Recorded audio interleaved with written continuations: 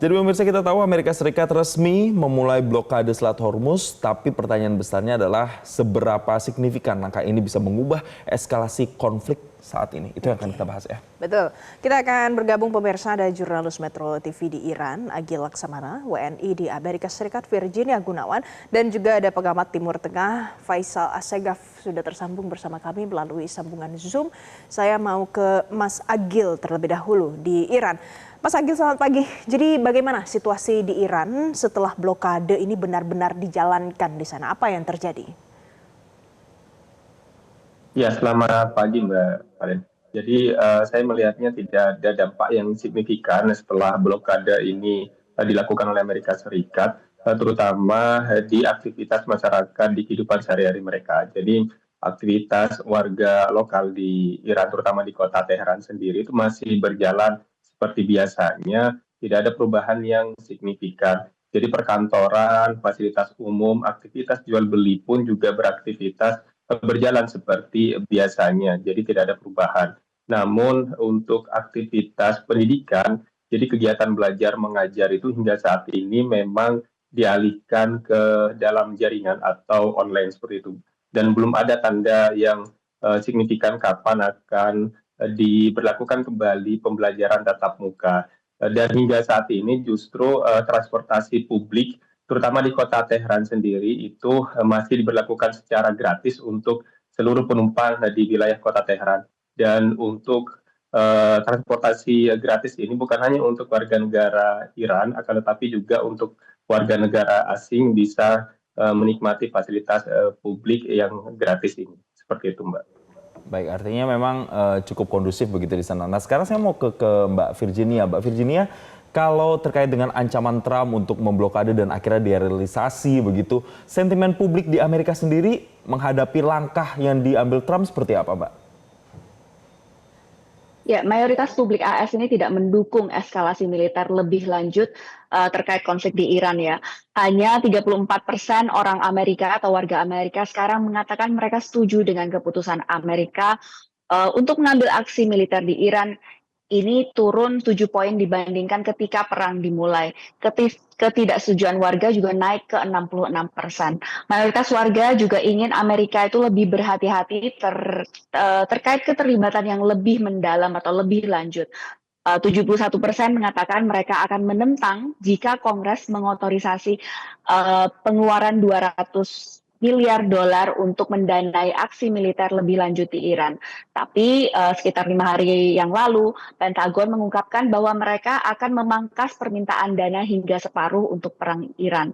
Mayoritas warga, baik pendukung Partai Republik maupun pendukung Partai Demokrat, melihat penting bagi Amerika Serikat untuk melakukan hal-hal seperti membuka kembali Selat Hormuz untuk akses minyak dan menghentikan program nuklir Iran secara permanen. Namun di sini warga Amerika tidak sedikit yang skeptis terhadap strategi yang dilakukan oleh pemerintahan Donald Trump.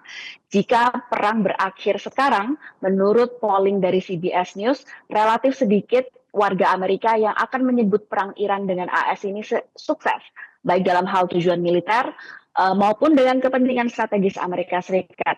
Selain itu juga ada rasa ketidakpastian karena menurut responden ini, pemerintah Donald Trump tidak memiliki rencana yang jelas untuk mengakhiri perang ini. Jason. Baik, oke. Jadi itu adalah dua sisi pemirsa dari Iran, kemudian dari dalam negeri Amerika Serikat. Saya mau tanya ke Pak Faisal. Pak Faisal, dengan diselenggarakannya blokade ini sudah dilaksanakan sejak hari Senin malam, 21 waktu Indonesia Barat kemarin. Menurut Anda nanti setelah terjadi blokade ini, apa yang mungkin saja bisa terjadi selanjutnya? Ya, itu ada kabar bahwa selain menurunkan kapal induk USS Abraham Lincoln, ada 15 kapal perang yang diturunkan oleh Amerika. Itu kabar versi Amerika. Saya kira Iran sudah siap melancarkan serangan kalau memang kapal-kapal perang itu merugikan kepentingan Iran itu sendiri. Karena kita tahu ternyata Presiden Amerika Serikat Donald Trump kembali berbohong.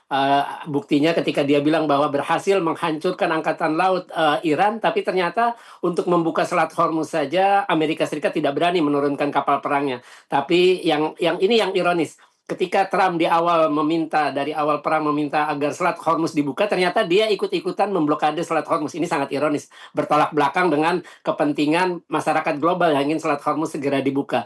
Dan Trump juga berbohong melalui truth sosialnya bahwa sejak blokade dilakukan terhadap kapal yang ingin masuk atau keluar dari pelabuhan-pelabuhan Iran, ada 34 kapal yang melintasi Selat Hormuz. Padahal tidak ada satupun kapal. Terakhir dari Kepler bilang hanya 3 kapal yang melintasi Selat Hormuz setelah blokade dilakukan Amerika Serikat. Jadi memang Trump ini adalah presiden yang tidak bisa lagi dipercaya pernyataannya, dan mungkin benar bahwa menurut senator Demokrat bahwa Trump mungkin mengalami demensia atau kepikunan.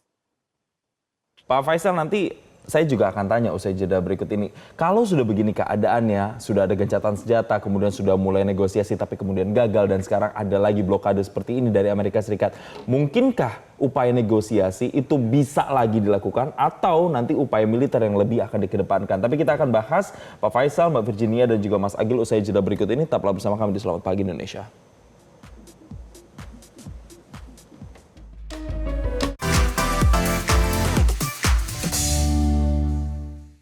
Kita kembali membahas terkait dengan blokade Selat Hormuz yang dilakukan oleh Amerika Serikat. Saya kembali lagi ke Pak Faisal. Pertanyaan saya tadi sebelum jeda, Pak, kalau sudah keadaannya seperti ini, sudah sampai di blokade, artinya ada anggapan bahwa ini nantinya akan memanas. Apakah upaya untuk negosiasi akhirnya nanti akan lebih sulit untuk terwujud dibandingkan upaya militer yang saat ini lebih dikedepankan?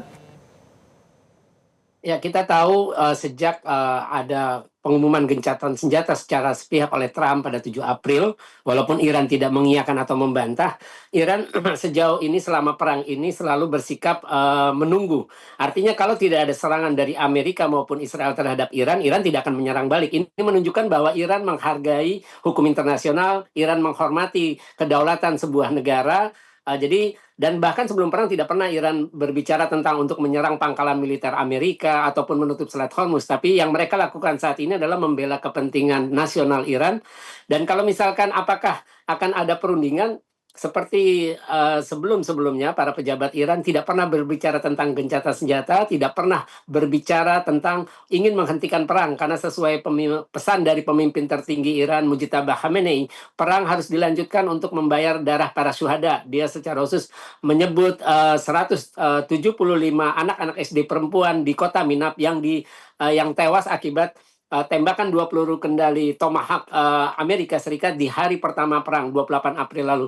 Jadi Iran akan terus menunggu apakah inisiatif gencatan senjata ya selalu datang dari Amerika Serikat. Ini menunjukkan bahwa ya Amerika memang sudah terpojok, Trump sudah bingung bagaimana cara mengakhiri perang ini, dan ini sekaligus membuktikan ternyata sebuah negara superpower seperti Amerika sampai merengek-rengek minta gencatan senjata kepada negara yang sudah berusaha dilemahkan sejak 1979 melalui sanksi ekonomi maupun militer.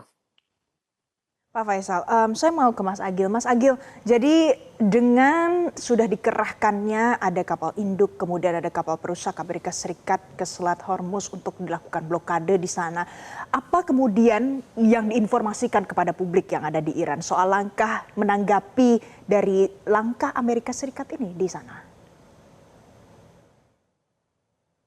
Ya, informasi yang diberikan kepada publik dari pemerintah Iran dan juga Angkatan Bersenjata Iran sendiri juga menunjukkan bahwasannya Angkatan Bersenjata Iran itu hingga saat ini mampu untuk mempertahankan wilayah kedaulatan negara mereka dan meminta untuk masyarakat untuk terus percaya kepada kekuatan Angkatan Bersenjata Iran sendiri. Dan begitu juga dari pihak masyarakat lokal sendiri, terutama di kota Tehran sendiri, saya tidak melihat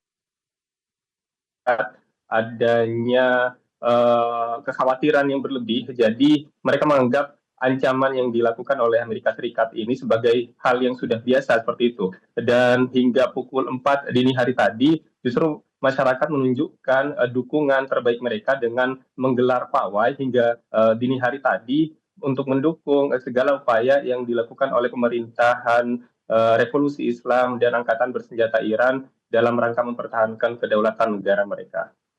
Baik, sekarang saya mau ke Mbak Virginia kembali. Kalau kita melihat suasana terkini di Amerika Serikat sendiri, sudah ada bahkan suara-suara untuk memakzulkan Presiden Donald Trump di sana. Apalagi dengan ancaman yang saat ini juga dilakukan, dianggap eskalasinya akan semakin meningkat. Apakah ini dinilai nantinya akan membebani Presiden Donald Trump, mengingat di Amerika juga akan nanti ada pemilu paruh waktu di sana? Ya, tentunya ini jadi berpotensi jadi beban politik yang signifikan bagi tidak hanya Donald Trump, tapi juga partai pendukungnya, Partai Republik. Merujuk berbagai polling yang tadi sudah saya sebutkan, mereka warga Amerika ini memang melihat perang Iran tidak populer. Analis lain dari UMass Lowell mengatakan perang ini jadi bencana opini publik. 65 responden menyatakan bahwa Amerika Serikat mengeluarkan terlalu banyak uang untuk konflik Iran. Selain biaya pemerintah langsung untuk perang ini, anggaran AS diperkirakan juga akan membengkak menghadapi biaya tidak langsung atas kenaikan bahan bakar, bahan makanan, perjalanan, lalu kredit di Amerika Serikat, dan tentunya ini jadi komoditas politik bagi Partai Demokrat, tapi tentunya tidak menguntungkan bagi Partai Republik, partai pengusung Donald Trump. Donald Trump sendiri juga beberapa kali harus memberikan endorsement atau dukungan kepada beberapa kandidat-kandidat di berbagai negara-negara bagian yang akan menentukan nasibnya dan nasib partainya pada pemilihan midterm atau pemilihan paruh waktu yang akan terjadi November mendatang. Ini sekitar 7 bulan lagi. Memang kelihatannya masih cukup waktu untuk melakukan kampanye, tapi dengan melihat trajektori rating dan juga approval atau tingkat persetujuan Donald Trump saat ini sangat meresahkan bagi Partai Republik, terutama bagaimana kelanjutan dari mereka yang saat ini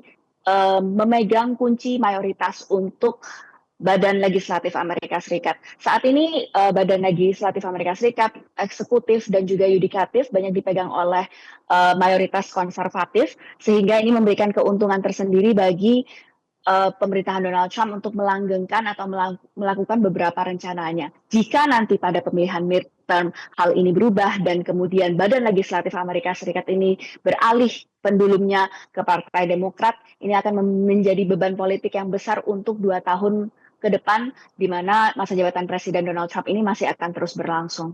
Rekan-rekan. Baik, saya mau ke Pak Faisal. Pak Faisal, kalau dalam analisa Anda, jika seandainya blokade ini terus berlangsung dalam beberapa waktu ke depan, bagaimana dampaknya untuk harga energi global saat ini? Ya, sejak berakhirnya perang dan Trump mengumumkan akan blokade kapal-kapal yang ingin memasuki pelabuhan maupun meninggalkan pelabuhan Iran, itu harga minyak sudah naik, minyak Amerika sampai $105, bahkan minyak Brent $102 per barrel. Nah, Bloomberg sudah memperkirakan dalam pekan-pekan mendatang, kalau tidak ada penyelesaian dalam perang ini, harga minyak dunia bisa tembus ke $140 per barrel. Saya kira apa yang dilakukan Trump ini sangat kontradiktif dengan keinginan masyarakat global. Ketika Iran menutup secara selektif Selat Hormuz, masyarakat dunia juga sudah berteriak. Nah, tapi Trump ternyata malah makin memperketat penutupan terhadap Selat Hormuz, dan ini dampaknya ya pasti sangat dirasakan, terutama untuk para konsumen minyak baik di Asia, minyak maupun gas baik di Asia maupun Eropa. Baik, Pak Faisal, terakhir saya mau tanya, dengan adanya upaya blokade dari Amerika seperti ini justru melemahkan posisi Iran saat ini atau seperti apa Anda melihatnya? Saya kira Iran sudah memperingatkan bahwa kalau misalkan Amerika menyerang kepentingan Iran, dalam hal ini kan yang sekarang yang diserang adalah kepentingan ekonomi, ya Iran menyatakan siap untuk melawan atau memberikan tanggapan keras terhadap hal itu. Kita tahu Presiden Donald Trump pernah mengakui bahwa kapal induknya yang terbesar di dunia dan termahal, biaya pembuatannya $13 miliar, USS Gerald Ford, diakui dalam sebuah pidato bahwa memang diserang oleh drone-drone kamikaze Iran. Dia sampai bilang setiap 37 detik datang drone-drone kamikaze Shahed 136, dan itu mereka datang dari 17 sudut. Artinya Iran punya kemampuan untuk menyerang kapal-kapal perang Amerika Serikat yang memang diterjunkan di Teluk Persia untuk memblokade kapal-kapal yang ingin masuk ke pelabuhan atau keluar dari pelabuhan-pelabuhan Iran. Saya kira Iran sudah membuktikan dengan mampu menyerang kapal Gerald Ford hingga mundur. Sekarang kalau tidak salah ada di Ceko untuk perbaikan. Ya, apalagi untuk menyerang kapal-kapal perang lainnya. Dan ini sudah dibuktikan sebelumnya di sela-sela perundingan di Islamabad, Iran mengusir 2 kapal perusak Amerika. Baik, nanti kita akan update lagi pemirsa bagaimana kelanjutan dan setiap langkah apa yang akan diambil baik dari Amerika Serikat maupun Iran dalam ketegangan yang terjadi saat ini. Mas Agil, terima kasih. Mbak Virginia, terima kasih. Pak Faisal, terima kasih karena sudah bergabung bersama kami di Selamat Pagi Indonesia. Jelajahi cara baru mendapatkan informasi. Download Metro TV Extend sekarang.